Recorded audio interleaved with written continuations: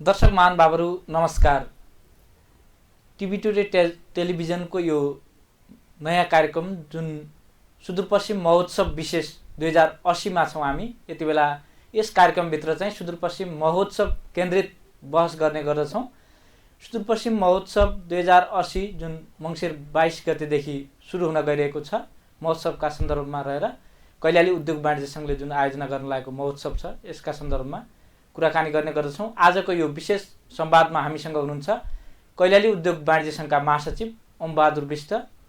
सर्वप्रथम उहाँलाई कार्यक्रममा हार्दिक स्वागत गरौँ। स्वागत छ यहाँलाई कार्यक्रममा। नमस्कार, स्वागत छ। अब यो विशेष गरी महोत्सव केन्द्रित कुराकानी नै गर्छौँ यस कार्यक्रममा। सुदूरपश्चिम महोत्सव 2080 को हालसम्मको तयारी चाहिँ के कति पुग्यो, कहाँ कुन चरणमा चाहिँ पुग्यो, यहीँबाट सुरु गरेँ। सर्वप्रथम टिभी टुडे परिवारलाई म धन्यवाद दिन चाहन्छु। उहाँहरूले सुदूरपश्चिम महोत्सवलाई समेटेर एउटा कार्यक्रम जुन गर्ने जमर्को गरेको छ, यसको लागि म कैलाली उद्योग वाणिज्य सङ्घ र सम्पूर्ण निजी क्षेत्रको तर्फबाट उहाँलाई धन्यवाद ज्ञापन गर्न चाहन्छु कि कमसेकम पहिलोचोटि सुदूरपश्चिममा एउटा स्टुडियो स्थापना भएको रहेछ र खुसीको कुरा छ। सुदूरपश्चिममा भएका प्रत्येक एक्टिभिटिजहरूलाई प्रत्यक्ष रूपमा यहाँहरूले निहालेर र समाचारलाई एकदमै छिटो र छरितो रूपमा राष्ट्रिय स्तरमा जुन पुगाउने जमर्को यहाँले गर्नुभएको छ, यसको लागि टिभी टुडे परिवारलाई धन्यवाद दिँदै मैले अब महोत्सवको सन्दर्भलाई जोड्न चाहेँ। हाम्रो महोत्सवको यो 17औं संस्करण र जुन 2063 देखि स्थापना भएको थियो, 17औं संस्करणको रूपमा अगाडि बढेको छ। विगतमा कोभिडले गर्दाखेरि बिचमा 1 वर्ष मात्र ब्रेक भयो र अब तयारीको सन्दर्भमा हेर्ने हो भने लगभग 70% जति तयारी भइसकेको छ। 8 दिन मात्र बाँकी छ। स्टल्सहरू सब बुक भइसकेका छन् र सँगसँगै जुन अहिलेको जुन यो विषम परिस्थिति भनौँ न, आर्थिक रूपले थला परेको जुन व्यवसायिक विषम परिस्थिति छ, यो अवस्थामा पनि त्यतिका स्टल्सहरू बुक हुनु र सम्पूर्ण व्यवसायले साथ सहयोग र एउटा उत्साहजनक रूपमा अगाडि बढ्नु नै सकारात्मक छ र बाँकी पछिका कुराहरू त अब हेर्दै जाउँ, भविष्यले के कुराहरू निर्धारण गर्छ। तर पनि के हो भने हामी खुसी छौँ कि हाम्रो महोत्सव ब्रेक भएन र यो उत्साहजनक रूपमा सहभागिता बढ्दैछ। अब महोत्सव आफैमा पनि विशेष एउटा पर्यटनका हिसाबले पनि पर्यटकीय रूपमा पनि महत्त्वपूर्ण रूपमा लगिन्छ सुदूरपश्चिम प्रदेशको सुदूरपश्चिम महोत्सवलाई। यो पटक विगतको निरन्तरता त स्वाभाविकै महोत्सवमा रहने नै भयो। यो पटकको महोत्सवको मुख्य आकर्षण अथवा चाहिँ विगतभन्दा फरक चाहिँ केही छ कि त्यस्तो महोत्सव स्थलभित्र? अब यो खास कस्तो हो भने हामीले जुन सोचका साथ, जुन थिमका साथ यो महोत्सवको सुरुवात 63 मा गरेका थियौँ, पक्कै पनि त्यतिखेरको राज्यको संरचना फरक थियो, राज्यको अवस्था फरक थियो, राजनीतिक अवस्था फरक थियो, सामाजिक रूपमा समाजलाई डोर्याउने एउटा संस्थाको आवश्यकता थियो, खाँचो थियो। त्यसले गर्दाखेरि 63 मा हामीले त्यो थिममा अगाडि बढेका थियौँ, त्यो सिद्धान्तलाई अगाडि बढाएका थियौँ र त्यो हाम्रो सामाजिक उत्तरदायित्व वहन गर्ने तरिकाले हामी अगाडि बढेका थियौँ।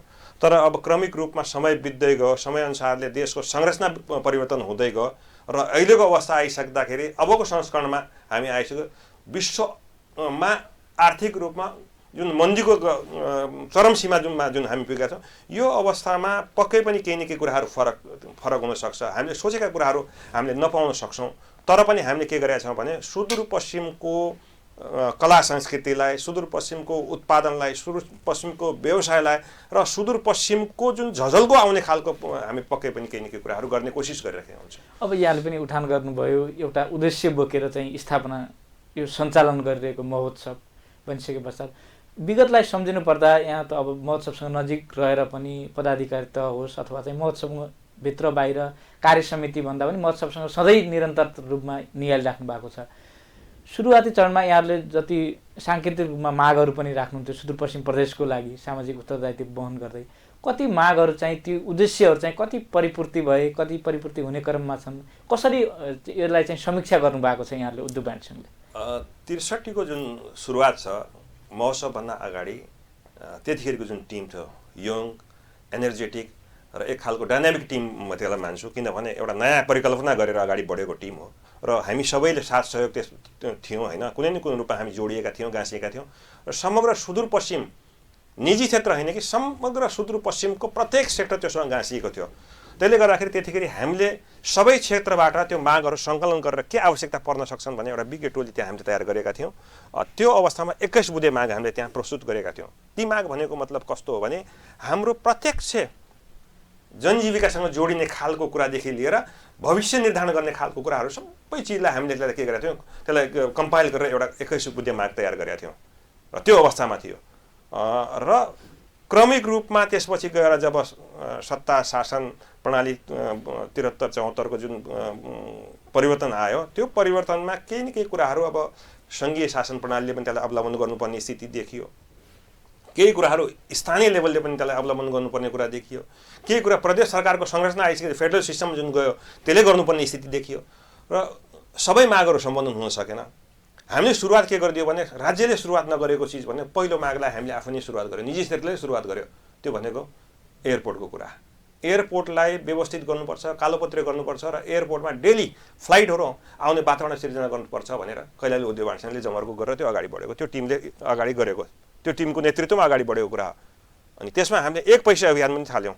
एउटा साधारण रिक्सावालादेखि लिएर जसले जति सक्छ कम्तीमा पनि 1 पैसा अभियान सुरु गरौँ। रिक्सावालाले डेली आफ्नो कमाइमा केही न केही कन्ट्रिब्युट त्यहाँ गर्छ भन्ने कुरा थियो। एउटा लेबरले जुन काम गर्छ, मजदुरले जुन काम गर्छ, उसले डेली आफ्नो इन्कम जति गर्छ त्यसबाट पनि केही कन्ट्रिब्युट गरोस् भन्ने धारणाले हामीले 1 पैसा अभियान पनि थालन गऱ्यौँ। र पक्कै पनि अहिलेको अवस्था भनेको दिनमा 7-8 वटा हाम्रो प्लेनहरू यहाँ आउने वातावरण छ। अझ यसलाई क्षेत्रीय र अन्तर्राष्ट्रिय एयरपोर्टको रूपमा अगाडि बढाउनुपर्छ भन्ने कुरा पनि हाम्रो अगाडि बढेको कुरा छ। मागमा हाम्रो त्यो छ। र ती सँगसँगै हामीले जति मागहरू राखेका थियौँ, केही मागहरू समय र राज्यले त्यसलाई पुरा गर्ने क्रममा अगाडि बढ्यो, तर केही मागहरू त्यतिकै थाला परेका छन्। अबको यो पटकको महोत्सवका मुख्य मागहरू चाहिँ के हुन्छ सांकेतिक रूपमा यहाँहरूले उद्योग वाणिज्यले? अब अहिलेको स्थिति कस्तो भयो भने मागहरू राख्दै जाने र यहाँ आउने हाम्रा जुन प्रमुख अतिथि हुन् त्यो माग अनुसारको माला खालि स्वीकार गर्ने त्यतिखेर महोत्सव स्थलमा अथवा त्यो स्टेजमा, र त्यसपछि गएर यहाँबाट गइसकेपछि कर्णाली नदी पार गरिसकेपछि चाहे तपाईँको बाई रोड होस् अथवा चाहे बाई फ्लाइट होस्, पार गरिसकेपछि ती मागहरूलाई बिर्सिने जुन परम्परा छ, पक्कै पनि त्यो परम्पराले गर्दाखेरि हामी अलिकति पछाडि हच्केका छौँ कि मागभन्दा पनि धेरै ठुलो माग राख्नुभन्दा पनि के बेसिक मागहरू राखौँ र नीतिगत रूपमा परिवर्तन भएर ती मागहरूले सम्बोधन गरोस् र त्यसपछि गएर निजी क्षेत्र र सुदूरपश्चिमको जनताले नै अगाडि बढोस् भन्ने खालको कुरा हामीले सोचेका छौँ। अब हेरौँ ती मागहरू अहिले यहाँ उजागर गर्नुभन्दा अगाडि, किनभने यहाँ गर्दाखेरि त्यति सार्थकता नहोला, त्यसलाई तुरुन्तै हामीले स्टेजमा नै गर्नेछौँ। अब जस्तो विगतमा चाहिँ सुदूरपश्चिम प्रदेशलाई केन्द्रीकृत राज्य प्रणालीको संरचनाले चाहिँ छोएन, यतातिर हेर्न भ्याएन भनेर चाहिँ यहाँहरूले धेरै नै आवाजहरू उठाउनुहुन्थ्यो। अहिले त अब संघीयता पश्चात प्रदेशमा पनि सरकार छ, आफ्नै प्रदेशमा, त्यसपछि स्थानीय तहहरू भने, स्थानीय सरकारहरू भने, अहिलेको अवस्थामा पनि संघीयता आइसके पश्चात प्रदेश सरकारले आफ्नो अपनत्व जुन लिनु पर्थ्यो त्यो चाहिँ पुरा गरेको, आफ्नो दायित्व पुरा गरेको पाउनुभयो संघीयता पश्चात? पटक्कै पाएन यो। किनभने तपाईँको जुन यो 3 तहको सरकारको जुन अवधारणा आयो, जसलाई हामीले के भन्छौँ भने देश फेडरल सिस्टममा गयो अथवा सङ्घीय शासन प्रणालीमा गयो भन्ने खालको जुन कुरा छ, खै त प्रदेश सरकार या त स्वतन्त्र प्रदेश हुनुपर्ने, प्रदेशको सम्पूर्ण जिम्मेवारी र सम्पूर्ण निर्णायक शक्ति प्रदेशको हातमा भएको भए एउटा खालको कुरा हुन्थ्यो। सरकारले सङ्घीय शासन प्रणालीमा केन्द्रीय सरकारले सबै शक्ति आफूसँग लिने, सम्पूर्ण नेतृत्व गर्ने र सम्पूर्ण निर्णायक गर्ने जुन कानुन छ त्यो आफ्नो मातहतमा राख्ने र त्यसपछि गएर प्रदेश सरकार बनाउने, प्रदेश सरकारको लाई निर्णय गर्न केही नदिने। एउटा सानो उदाहरणको रूपमा बदिउँ, एउटा प्रदेशलाई सक्षम बनाउन के चिजको खाँचो पर्छ त, के चिजको आवश्यकता पर्छ भनेपछि सबभन्दा ठुलो कुरा इन्कम जेनेरेट गर्नु पनि उसले पाउनु परेको पऱ्यो नि त। अनि त्यहाँबाट जेनेरेट भएको इन्कमलाई आफू खुसी त्यसले खर्च गर्न पाउनु परेको परेन। त्यसपछि गएर त्योसँग सम्बन्धित नीति निर्माण गर्ने काम आफूले पाउनु परेको परेन र त्यो नीतिलाई कार्यान्वयन गर्ने अधिकार आफूले पाउनु परेको परेन। खै त पाएको। हाम्रो सुदूरपश्चिमको सबभन्दा ठुलो सम्भावना बोकेको क्षेत्र कुन हो त? त्यो क्षेत्र नै सुदूरपश्चिमको प्रदेश सरकारको मातहतमा छैन, त्यो निर्णय गर्ने अधिकार उसको छैन भनेपछि हामी कसरी भन्छौँ कि हामी सङ्घीय शासन प्रणालीमा गयौँ र सङ्घीय सरकार, प्रदेश सरकार र स्थानीय सरकार 3 तहको सरकार छ। 3 तहको सरकारले गर्नुपर्ने काम दायित्वहरू फरक फरक छ र त्यो अधिकार पनि छ भन्ने कसरी मान्ने त? तपाईँको रेभेन्यू जेनेरेटेड हुन्छ, जुन हामीले कर ट्याक्स लिन्छौँ, भन्सारबाट आएको ट्याक्स कसको मातहतमा छ? आन्तरिक राजस्व कार्यालयले उठाएको ट्याक्स कसको मातहतमा छ? अनि प्रदेश सरकारको मातहतमा के छ त? प्रदेश सरकारको बजेट कस्तो छ र बजेटको आकार कस्तो छ? त्यो बराबरको उसले इन्कम जेनेरेट गरेको छ कि छैन? त्यो बराबरको के अरे कर ट्याक्स सङ्कलन उसले गरेको छ कि छैन? अथवा त्यो बराबरको जुन खर्च छ त्यो खर्च बराबरको आम्दानी प्रदेश सरकारले गरेको छ कि छैन? त्यो कुरा बुझ्नु पर्दैन। कहिलेसम्म हामी अरूको के अरे प्यारासाइट भएर बस्ने, अरूमाथि आश्रित भएर बस्ने त? त्यो आश्रित भएर बस्दाखेरि त प्रदेश त कहिले पनि अगाडि बढ्दैन, फर्स्ट आउँदैन। त्यसले गर्दाखेरि मैले के भन्छु भने कुनै पनि माग अहिलेसम्म हाम्रा प्रदेशले गर्नुपर्ने माग सम्बोधन हुने खालका छैन, किन प्रदेशको अधिकारभित्र छैन। प्रदेशले गर्न खोजे पनि उसले भ्याउँदैन, किनभने उसँग त्यो खालको इन्कम छैन। आखिरमा कुनै न कुनै चिज गर्दाखेरि नीतिगत रूपमा अगाडि बढेर नीतिगत रूपमा कार्यान्वयन गर्दाखेरि त नीति निर्माण गर्दाखेरि पनि त अधिकार हुनु पर्यो नि त। त्यो नीति निर्माण गर्ने अधिकार प्रदेशमा छैन। त्यसपछि नीति निर्माण भइहाल्यो भने त्यसलाई कार्यान्वयन गर्नको लागि अर्थको जुन आवश्यकता पर्छ, इकोनोमिक क्राइसिस उसले झेल्नुपर्छ, त्यो उसले झेल्नु परिरहेछ भनेपछि हाम्रा मागहरू सम्बोधन होला जस्तो हामीलाई लागेन। त्यही कारण हाम्रो एउटै मात्र भनाइ के छ भने कमसेकम सङ्घीय शासन प्रणालीले केही कुरा खुकुलो गरेर प्रदेशलाई यदि अधिकार दिनु पर्यो त्यो अधिकार दिएको खण्डमा प्रदेशले अधिकार प्रयोग गर्ने हो त।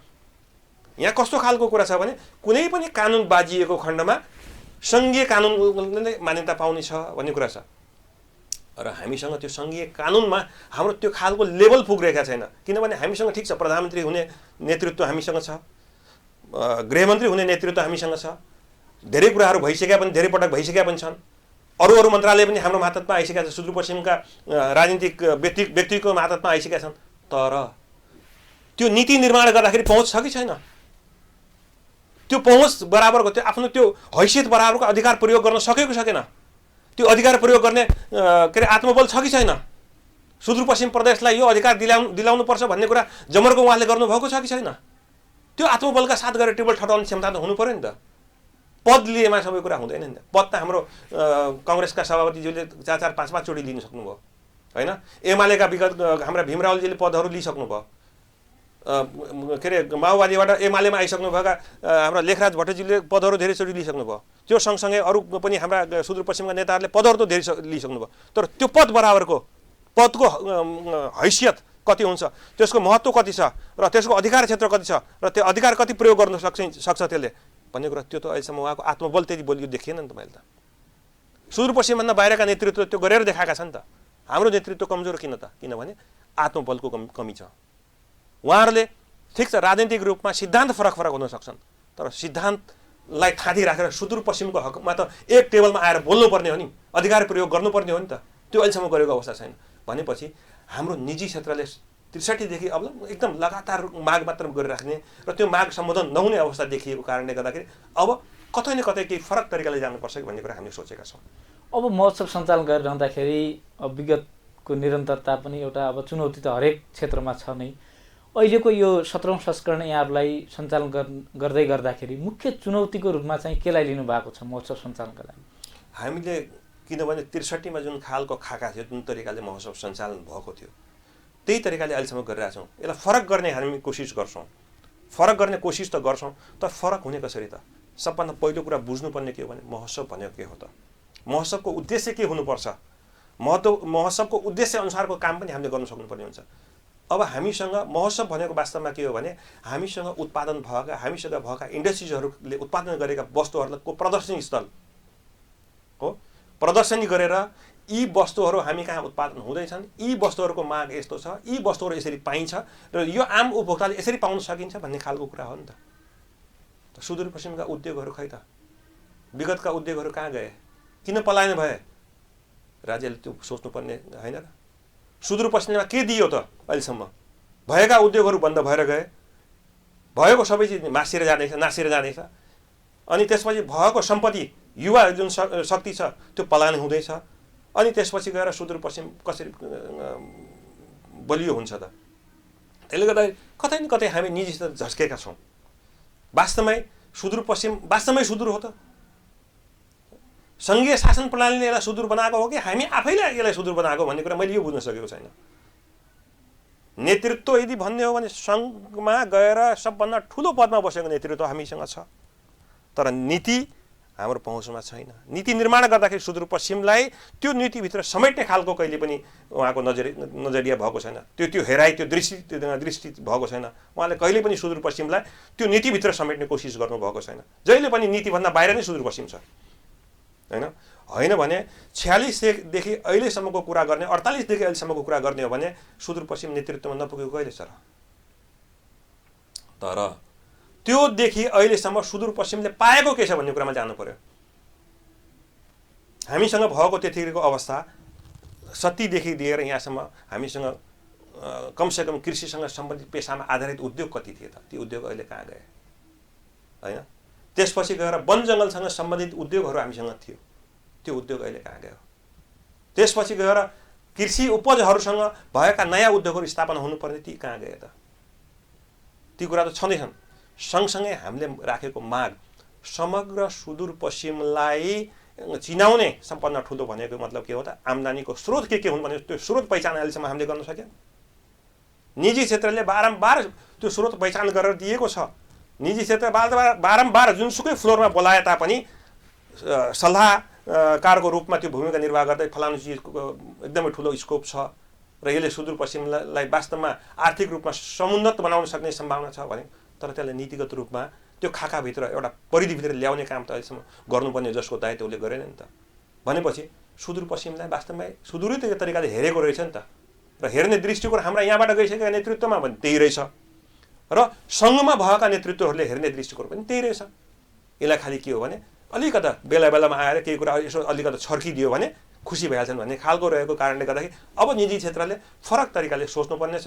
र मैले सम्पूर्ण यसै तपाईँको यो टिभी मार्फत यो सुदूरपश्चिम महोत्सवको पूर्व सन्ध्यालाई यसलाई साक्षी राखेर मैले सम्पूर्ण सुदूरपश्चिमवासीलाई मैले के भन्न चाहेँ भने यहाँहरू दुनियाँको जुनसुकै कुनामा किन्न हुनुहोस्, आफ्नो काम कर्तव्यको लागि जानुहुन्छ, आफ्नो घाँसबास कपासको जोको लागि जानुभएको छ, तर सुदूरपश्चिमलाई माया गर्नुहोस् र सुदूरपश्चिम आउनुहोस् र सुदूरपश्चिममा नयाँ सम्भावना खोज्ने कामको थाल्ने सुदूरपश्चिममा गरौँ भन्ने कुरा मैले यहाँ अनुरोध गर्न चाहेँ। अब सुदूरपश्चिम महोत्सवको यो 17औं संस्करणमा यहाँहरूको दर्शकहरूको चाहिँ अपेक्षा, दर्शक र कारोबारको चाहिँ कति अपेक्षा गर्नुभएको छ? कतिले यो चाहिँ अवलोकन गर्छन् महोत्सव? मैले यहाँलाई अघि नै भनिसकेँ, विषम परिस्थिति छ, तर पनि हामी सकारात्मक छौँ र हामी के कोसिस गर्दैछौँ भने आएको दर्शकहरूले कमसेकम मनोरञ्जन, पूर्ण मनोरञ्जन लिन पाओस्। त्यो खालको जुन व्यवसायीहरू आछन्, व्यवसायीहरूले हामीले अनुरोध के गरेका छौँ भने तपाईँहरूले राम्रो सामान ल्याउनुहोस्। यहाँको जुन तपाईँले धेरै लामो समयदेखि 17औं संस्करणमा आइसक्दाखेरि विभिन्न कालचरणमा यहाँ आइसक्नु भएको छ र यहाँको पर्चेजिङ क्यापेसिटी यहाँलाई थाहा छ। त्यो पर्चेजिङ क्यापेसिटीभित्रको सामान यहाँ ल्याइदिनुहोस् र सामानको गुणस्तरीयतामा कुनै कमी कन्जुसाइ नगर्दिनुहोस्, एउटा अनुरोध गरेका छौँ। र सँगसँगै कला संस्कृतिको कुरा गर्दाखेरि सुदूरपश्चिम कला संस्कृतिलाई पनि हामीले त्यहाँ स्टेजमा प्रोग्राम दिएका छौँ। हाम्रा यो कलासँग सम्बन्ध दुईवटा पुराना जुन अगुवाहरू छन्, नन्दकृष्ण जोशी र अर्का दुईवटा हुनुहुन्छ, होइन? उहाँहरूलाई त्यसको सुदूरपश्चिमको कला संस्कृतिको कला झल्काउने जिम्मेवारी हामीले दिएका छौँ। र सँगसँगै हामीले जुन समिति बनाएका छौँ, समितिमा मिलन कुमार भाइले राष्ट्रिय कलाकारहरूलाई सँग समन्वय गरेर उनीहरूलाई ल्याउने कोसिस गरेको छ र मनोरञ्जन पूर्ण दिने कोसिस गर्छौँ। र सँगसँगै मैले अनुरोध के गर्न चाहन्छु भने सभ्य भएर यो महोत्सवलाई अवलोकन गरिदिनुहोस्। सभ्य भएर महोत्सवको जुन गरिमालाई यहाँहरूले साथ र समर्थन गरिदिनुहोस् र जति उत्साहित भएर तपाईँ आउनुहुन्छ त्यति उत्साहका साथ यहाँको स्वागत हामीले गर्न पाउनु पर्छ र यो अधिकार हाम्रो नखोसिदिनुहोस् भन्ने कुरा मैले अनुरोध गर्न चाहेँ। अब देशमै मुलुक चाहिँ यति बेला आर्थिक सङ्कटमा चाहिँ गुज्रिरहेको अवस्थामा अब व्यावसायिक क्षेत्रको सहयोग स्वाभाविक नै महोत्सवमा रहने नै भयो, चाहिने आवश्यकताको कुरा पनि भयो। यस्तो अवस्थामा यहाँहरूले प्रायोजकहरूको कुरा छ, उहाँहरूको सहयोगहरू पाउनको लागि चाहिँ कतिको कठिनाइ भइरहेको छ, कतिको सहयोग पाइराख्नु भएको छ? एकदमै असहज परिस्थिति, एकदमै गाह्रो छ। किनभने जुन तरिकाले पहिले व्यवसाय सञ्चालन हुन्थ्यो, कोभिडभन्दा अगाडिको जुन अवस्था थियो, त्यतिखेर हामीले भन्दै हाम्रो एउटा सानो अनुरोध पत्र हामीले लेख्थ्यौँ, प्रपोजल पठाउँथ्यौँ। त्यो प्रपोजलको आधारमा उहाँले एकदम सहज स्वीकार गरेर आफूले गर्न सक्ने सहयोग गर्दै हुनुहुन्थ्यो। र क्रमिक रूपमा जब त्यो घट्दै गयो, कोभिडले गर्दाखेरि थला पर्दै गयो, कोभिडका कारणले पनि केही कुरा अर्थतन्त्रमा नकारात्मक असर पर्यो। सँगसँगै विश्वव्यापी रूपमा अरू जुन द्वन्द्वहरू छन्, द्वन्द्वका कारणले गर्दाखेरि देशहरूको बिचमा भएको द्वन्द्वले गर्दाखेरि पनि त्यसको असर पर्दै गयो र अहिले आएर हाम्रो देशभित्रको आन्तरिक नीतिले गर्दाखेरि पनि यसलाई असर गर्यो र यो कारणले गर्दाखेरि पक्कै पनि असहज छ। फेरि पनि हामी कोसिस के गर्दैछौँ भने हामी आशा गरौँ कि हाम्रो महोत्सव सफल हुन्छ र नकारात्मक रूपमा हामीलाई कुनै पनि किसिमको त्यसको आर्थिक भार नकारात्मक भार हामीलाई पर्दैन र महोत्सव एकदम सफल बनाउँछौँ भन्ने कुरा हामीले सोचेका छौँ। र मैले यहाँहरूलाई एउटा कुरा के भन्न चाहेँ भने कि हामी कहिलेसम्म अरूको मुख ताकेर अरूको सहयोग लिएर बाँच्ने त। हाम्रो जुन मागहरू थियो मागहरूमा हामीले महोत्सव स्थलको कुरा गरेका थियौँ ६३ देखि अब एकदम त्यसलाई अहिलेसम्म अटुट रूपमा त्यसलाई अगाडि बढाएका छौँ। खै त राज्य सत्ता प्रणालीले हामीलाई त्यो महोत्सव स्थलको कुनै पनि व्यवस्था अहिलेसम्म गरिदिएन। धेरै ठाउँ हामीले देखाएका थियौँ, धेरै ठाउँको बारेमा भनेका थियौँ, तर पनि कता कता कानुनको परिधिलाई उहाँले अगाडि सारेर ल यो हुँदैन, यो हाम्रो अधिकार क्षेत्रभित्र पर्दैन अथवा यो यस्तो हुँदैन। देशमा सङ्घीय शासन प्रणालीको नेतृत्वको माथिको क्याबिनेटभन्दा ठुलो कुनै चिज छ भने मलाई लाग्दैन कि त्योसम्म पहुँच फेरि हाम्रो हुँदैन। क्याबिनेटसम्म जाने एउटा पत्राचार गरेर एउटा हाम्रो नेतृत्वलाई घचघच्याएर नेतृत्वमा अनुरोध गरेर जाने बाटो हाम्रो थियो। त्यो बाटो पनि कता न कता छेके जस्तो हामीलाई महसुस भयो। अहिलेसम्म हामीले त्यो स्थल पाएन। त्यसले गर्दाखेरि थायी संरचना बनाउन सक्ने स्थिति नभएको कारणले गर्दाखेरि हामी बारम्बार यसमा पीडित छौँ र प्रत्येक वर्ष हामीलाई आर्थिक भार थपिँदैछ। किनभने निजी क्षेत्र भएको कारणले गर्दाखेरि अरू कुनै प्राइभेट जग्गामा हामीले यदि महोत्सव गर्नु पर्यो भने प्रत्येक वर्ष त्यो जग्गा धनीको भनाइअनुसारले हामीले अगाडि बढ्नुपर्ने हुन्छ। हाम्रो संरचनाहरू लाखौँको संरचनाहरू ध्वस्त हुन्छ, एकैचोटिमा बनायो अनि तोड्ने काम गर्नुपर्ने हुन्छ। यदि आफ्नो क्षेत्र भएको भए त ६३ देखि अहिलेसम्म 16-17 वर्षसम्म गरिसक्दाखेरि वर्षको 4-5 लाखको पनि लगानी यदि हामीले गर्न सक्यो भए अहिलेसम्म त 1 करोडभन्दा बढीको त्यहाँ संरचना हाम्रो तयार हुन्थ्यो नि त, होइन? एउटा थायी संरचना हुन्थ्यो। त्यो हामी भएको छैन। अझै पनि आश गरौँ, हामी कोसिस गर्दैछौँ त्यो थायी संरचना बनाउने एउटा महोत्सव स्थलको व्यवस्था होस् भन्ने कुरा हामीले चाहेका छौँ। एउटा कुरा त्यो भयो। अर्को कुरा के हुन्छ भने सुदूरपश्चिमलाई वास्तवमा समृद्ध बनाउने हो भने नारामा मात्र समृद्ध होइन के, वास्तविक रूपमा समृद्ध बनाउने जुन तरिका छन् राज्य सत्ता प्रणालीले चाहिँ हाम्रो मागलाई सकारात्मक रूपमा लिनु पर्यो र सम्बोधन गर्ने पाटोतिर अगाडि बढिदिनु पर्यो। जसको त्यसको एउटा सानो उदाहरण छ, तपाईँलाई मैले उदाहरण दिन चाहे। व्यवसायले जति व्यवसाय गर्न पायो र त्यो अनुसारको कर उसले तिर्न पायो भने ऊ आफूलाई एकदमै के हो भने वास्तविक म व्यवसाय पनि हुँ, यो देशको नागरिक पनि हुँ भन्ने कुरा उसलाई एकदम गर्व लाग्छ क्या। 28 गते श्रावण 28 गतेदेखि सुदूरपश्चिमको सबैभन्दा ठुलो व्यापारिक नाका कैलाली भन्सार कार्यालय जुन छ, त्रिनगर नाका हामीले भन्छौँ, यो नाकामा प्लान्ट क्वारेन्टाइनको एउटा सानो कार्यालयले गर्दाखेरि 3 महिनादेखि लिएर हामीलाई आम उपभोक्तालाई उपभोग्य हुने खालका कृषि उपजका वस्तुहरू जो कि क्वारेन्टाइन कार्यालयले अनुमति दिएपछि मात्र भित्रिन्छ, ती कुराहरू हामीले भित्राउन सकेका छैनौँ। त्यस भनेको मतलब के हो भने हामीले राज्यसँग हामी कर तिर्छौँ, हामी लगानी लगाउँछौँ र हामीले हाम्रो त्यो सामान भित्राउने वातावरण मात्र हामीलाई दियो भन्दाखेरि राज्यले त्यो गर्न सकेको छैन भनेपछि राज्य कति निरीह छ भन्ने कुरा यहाँबाट बुझ्यो। अथवा निरीह राज्य छ कि सुदूरपश्चिममा हेर्ने दृष्टिकोण वास्तवमा त्यही सुदूर छ भन्ने कुरा त्यहाँबाट बुझिन आएको छ। किन यसले कमसेकम अहिलेको स्थितिमा यो 3 महिनामा 2 अरबभन्दा बढीको राजस्व कैलाली भन्सार कार्यालयले गुमाउनु परेको छ। एक अनि त्यो राजस्व भनेको अर्को प्रदेशमा गयो भने सुदूरपश्चिम प्रदेशको नामबाट 2 अरबभन्दा बढीको राजस्व गयो नि त। एउटा कुरा त्यो छ। अर्को कुरा नाका परिवर्तन गरेर ल्याउँदाखेरि जुन एक्स्ट्रा व्यवहार हुन्छ, ट्रान्सपोर्टेसन जुन कस्टहरू हुन्छ, त्यसले गर्दाखेरि त्यो प्रत्यक्ष मार कसलाई पर्यो त? आम उपभोक्तालाई परेको पऱ्यो नि त। भने हामी निजी क्षेत्र कहिले पनि उपभोक्तालाई एकदमै थिचोमिचो गरेर उपभोक्तालाई दुहेर हामीले आफ्नो स्वार्थपूर्ति गर्नुपर्छ होइन। हामी भनेको के हो भने उपभोक्ता र उत्पादक गर्ने जुन सेक्टर छ अनि प्रोडक्सन गर्ने सेक्टरको बिचको हामी के हौँ त? मध्यस्थकर्ता हौँ के। त्यो गरे बापतको केही कुराहरू हामीले आफ्नो परिवारलाई चलाउनको लागि हामीलाई केही चिज चाहिन्छ, एउटा अंश हामीलाई चाहिन्छ भन्ने कुरा मात्र हो। तर पनि यति गर्दा 6 देखि 7 चोटि हाम्रो टोली काठमाडौँ गइसक्यो। प्रधानमन्त्रीलाई 2-3 चोटि हामीले ज्ञापन पत्र बुझाइसकेका छौँ, अर्थमन्त्रीलाई 2-3 चोटि बुझाइसकेका छौँ, के अरे तपाईँको कृषि मन्त्रालयलाई बुझाइसकेका छौँ, कृषि मन्त्रालय महातत्व जुन कार्यालय छ त्यसलाई गरेका छौँ, क्वारेन्टाइन कार्यालय हेर्ने खालको जुन कार्यालय छ त्यसलाई गरिसकेका छौँ, प्रदेश सरकारलाई पनि गरिसकेका छौँ। खै त निजी क्षेत्रले पाउनुपर्ने अधिकार, एउटा आम जनताले पाउनुपर्ने अधिकार किन खुसिएको छ त? सुदूरपश्चिमलाई वास्तवमा यसरी किन हेरिएको छ त? सुदूरपश्चिमलाई यसरी किन हेपिएको छ त? भने हामी प्रत्येक एक्टिभिटिज मार्फत हामीले के गर्न चाहेका छौँ? सुदूरपश्चिमलाई अगाडि बढाउनुपर्छ, तर बढाउने बाटाहरूमा अवरोधहरू छन्, हाम्रो पहुँचमा छैन, हामीले गर्न सक्दैनौँ भनेपछि त सुदूरपश्चिमलाई हामीले पीडा छ नि त। त्यो पीडा हामीले महसुस गरेका छौँ। यो अझ माग हामीले सुदूरपश्चिम महोत्सवको प्लेटफर्ममा पनि अझ उठाउने कोसिस गर्नेछौँ र यहाँहरूलाई सबैलाई यहाँ पत्रकार हुन्छ, टिभी टुडे परिवारले पनि हामीलाई साथ र सहयोग गरिदिनु पर्यो। किन हाम्रा प्रत्येक एक्टिभिटिजहरू जुन छन् सुदूरपश्चिमको हकमा र निजी क्षेत्रले कहिले पनि सुदूरपश्चिमलाई अगाडि बढाउने कोसिस गरेको छ। निजी क्षेत्रले सुदूरपश्चिमलाई कहिले पनि हेपाह प्रतिमा ल्याउनुपर्छ भन्ने कुरा होइन। सुदूरपश्चिम भनेको हाम्रो हो।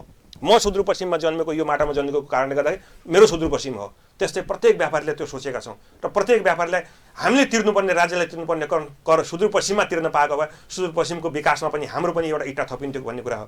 तर राज्यको नीति निर्माण गर्ने तहका जुन व्यक्तिहरू हुनुहुन्छ उहाँले सानो कुराहरूबाट पनि अवरोध ल्याएको कारणले गर्दाखेरि एउटा इक्जाम्पल त्यो भयो। त्यस्तै अर्को इक्जाम्पल म दिन चाहन्छु। नेपाल सरकारको अर्थ मन्त्रालयले जुन अर्थमन्त्रीले जुन बजेट भाषणमा गर्नुभएको थियो, देशभित्रको प्रत्येक वर्ष हामीले 3 करोड CFT काठ हामीले उत्पादन गर्छौँ भन्ने कुरा गरेको थियो। 3 करोड CFT काठ उत्पादन गरेपछि त्यो 1000 जुन राजस्व छ त्यसले गर्दा कति राजस्व सङ्कलन हुन्छ? कुरा मात्र गरेको छ, नीतिमा के कुरा गरेको छ? वैदेशिक काठ ल्याउने नीति र भित्रको काठलाई उत्पादन गर्ने नीतिमा फरक छ। तपाईँको त्यो फरक भनेको कहाँ छ भने विदेशबाट काठ ल्याउँदाखेरिको जुन फर्मुला छ, प्रयोग हुने फर्मुला र देशभित्र उत्पादित भएको काठलाई उत्पादन गर्दाखेरि लगाउने फर्मुलामा फरक छ। त्यो फर्मुलाको कारणले गर्दाखेरि निजी क्षेत्र, त्यो पनि निजी क्षेत्र हो, वन सम्पदालाई व्यवस्थित र त्यसलाई त्यहाँ भएको सम्पदालाई उपभोग गरेर हामीले जीविकोपार्जन गर्नुपर्छ, उद्योग सञ्चालन गर्न पाउनुपर्छ भन्ने अधिकार जुन छ, त्यो अधिकारबाट पनि हामी वञ्चित भएका छौँ। 5 वर्षदेखि सुदूरपश्चिमले त्यो अधिकार प्रयोग गर्न पाएको छैन। सुदूरपश्चिम अनि 3 वर्षसम्म त राज्य सत्ता प्रणाली टोटल लडेको छ त्यसमा, होइन? तर अरू प्रदेशमा त्यो मागहरू सम्बोधन भइसकेर अगाडि बढिसके तापनि सुदूरपश्चिममा त्यो माग पुरा हुन 2 वर्ष अझ थप लाग्यो। भनेको मतलब कस्तो भने प्रत्येक चिजमा सुदूरपश्चिमलाई पछाडि पारेको कारण के हो त? चाहे त्यो नीतिगत रूपमा पछाडि पारिएको होस्, होइन, चाहे त्यो अरू कुनै शक्तिको बलमा पछाडि पारिएको होस्, सुदूरपश्चिमलाई सधैँ पछाडि पार्ने कोसिस गरेको छ। तर पनि निजी क्षेत्र लडेको छ र हामीले सरकारसँग, सरकारको विरुद्धमा लडेर, निजी क्षेत्र लडेर, त्यो वन पैदावार उद्योग व्यवसाय महासङ्घले लडेर, सुदूरपश्चिमका सम्पूर्ण काठ व्यवसायीहरूले लडेर त्यो सरकारको विरोधमा गरेर हामीले उच्च अदालतबाट त्यो फैसला निजी क्षेत्रको पक्षमा हामीले पारेका छौँ कि हाम्रो काम गर्ने अधिकार, हामीले लगानी गर्ने अधिकार र त्यसपछि गएर हामीले राज्यलाई कर तिर्ने अधिकार हाम्रो खोसिनु हुँदैन भन्ने कुरा हामीले गरेका छौँ। सँगसँगै हामीले अर्को माग के राखेका छौँ भने देशभित्र उत्पादन भएको जुन हामीसँग भएको र मेटेरियलहरू छ, हामीसँग भनेको वन जङ्गलसँग पाउने हाम्रो जुन सम्पदा छ, त्यसको सदुपयोग गरेर हामीले राज्यलाई यदि कर तिर्छौँ भने त्यो अधिकार हाम्रो खोसिनु हुँदैन। त्यसले गर्दाखेरि विदेशबाट आयात हुने काठहरूमा रोक लाग्नुपर्छ र देशभित्रको काठलाई एकदम उत्पादन हुने वातावरण सिर्जना गर्नुपर्छ भन्ने कुराको लागि पनि हामी अगाडि बढेका छौँ र अगाडि बढ्छौँ। यो पनि के हो? निजी क्षेत्रको माग हो। यस्ता धेरै उदाहरणहरू छन् सुदूरपश्चिमको निजी क्षेत्रका। यो सबै के हो भने कैलाली उद्योग वाणिज्य सङ्घले सुदूरपश्चिम महोत्सव मार्फत अगाडि बढाएका छन्। अब हामी कार्यक्रमको अन्तमा छौँ। अन्तमा चाहिँ यो कार्यक्रमहरू बस्नुभएका आम दर्शकहरूलाई र सुदूरपश्चिमवासी राज्य पक्षलाई चाहिँ यहाँको सन्देश संक्षिप्तमा राख्न सक्नुहुन्छ। मैले राज्यलाई एउटै मात्र अनुरोध के गरेँ भने सुदूरपश्चिमलाई हेर्ने दृष्टिकोण अरू प्रदेशलाई जसरी हेरिदिनुहुन्छ त्यसै सुदूरपश्चिमलाई हेरिदिनुहोस्। प्रत्येक एक्टिभिटिजमा, प्रत्येक नीति निर्माण गर्ने तहमा सुदूरपश्चिमको प्रतिनिधित्व हुने तरिकाले त्यहाँ तपाईँ नीति निर्माण गर्नुहोस्। सुदूरपश्चिमको त्यो खालको क्षमता सुदूरपश्चिममा नभएको होइन, क्षमता छ। तपाईँले खालि हेर्ने दृष्टिकोण चेन्ज गर्नुहोस्। सुदूरपश्चिममा क्षमताको अपार धनी सुदूरपश्चिम हो। एक अर्को कुरा के हो भने सुदूरपश्चिम कसैले दिएर होइन, आफै स्वावलम्बी हुन चाहन्छ र त्यसले गर्दाखेरि त्यस शाखालाई नीति निर्माण गरिदिनुहोस् कि सुदूरपश्चिममा भएको जुन प्राकृतिक सम्पदा छ, जलको जुन अवस्था छ त्यसलाई पनि प्रयोग गर्ने अधिकार दिनुहोस्। एक अर्को कुरा सुदूरपश्चिमको सरकारलाई मैले के भन्न चाहे, तपाईँ आफ्नो अधिकार प्रयोग गर्नुहोस्। तपाईँले सुदूरपश्चिमलाई वास्तवमा सुदूरपश्चिम समुन्नत सुदूरपश्चिम हो भन्ने खालको एउटा खालको झझल्को दिने खालको नीति तपाईँले निर्माण गर्नुहोस्, त्यसको लागि लड्नुहोस्। र सुदूरपश्चिमका सम्पूर्ण आम उपभोक्ता र दाजुभाइ दिदीबहिनीलाई मैले के आग्रह गर्न चाहेँ भने हामी सुदूरपश्चिमेली भएर सोच्यौँ, हामी नेपाली भएर सोच्यौँ। नेपाल हाम्रो हो, नेपालभित्र सुदूरपश्चिम हाम्रो प्रदेश हो र सुदूरपश्चिम प्रदेश अरू प्रदेशभन्दा पछाडि छैन। यहाँ जल जमिन र जङ्गलले भरिपूर्ण छ र यसको सही सदुपयोग गरेर सुदूरपश्चिमलाई एकदमै समुन्नत सुदूरपश्चिम बनाउने तर अगाडि बढाउँ भन्ने कुरा मैले अनुरोध गर्न चाहेँ। हस्, यहाँको अमूल्य समय संवादको लागि धेरै धेरै धन्यवाद। धन्यवाद। दर्शक महानुभावहरू, आजको यो विशेष संवादमा हामीसँग हुनुहुन्थ्यो कैलाली उद्योग वाणिज्य सङ्घका महासचिव ओमबहादुर विष्ट। उहाँसँग रहेर विशेष गरी महोत्सव केन्द्रित 2080 जुन सुदूरपश्चिम महोत्सवको आयोजना गरेको छ कैलाली उद्योग वाणिज्य सङ्घले, महोत्सव केन्द्रित बहस गऱ्यौँ। हवस् त, आजलाई आजका अतिथिसँगै मलाई पनि बिदा हुने आज्ञा दिनुहोस्। नमस्कार।